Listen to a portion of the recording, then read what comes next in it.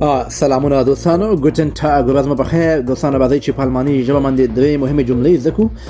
کله چې موږ په کور کې یاسو وایو زه باید سوپر مارکیټ ته لاړ شم یعنی چې موږ سره سودا ختمه وي او موږ وایو زه باید سوپر مارکیټ ته لاړ شم نو دغه جمله په الماني ژبه باندې داسې وایو Ich muss zum Supermarkt gehen. Ich muss zum Supermarkt gehen وای زه باید سوپر مارکیټ ته لاړ شم او که تاسو خپل ملګری یا چاته وایي آیا ته غواړې چې ما سره لاړ شې آیا غواړې چې ما سره لاړ شې نو دا جمله بیا په الماني ژبه باندې داسې وایو Willst du mit mir gehen? Willst du mit mir gehen وای غواړې چې له ما سره لاړ شې که چېرته تاسو وایي هو راځه چې یو ځای لاړ شو هو راځه چې یو ځای لاړ شو نو بیا دا جمله په الماني ژبه باندې داسې وایو Ja, lass uns zusammen gehen. Ja, lass uns zusammen gehen. وای هو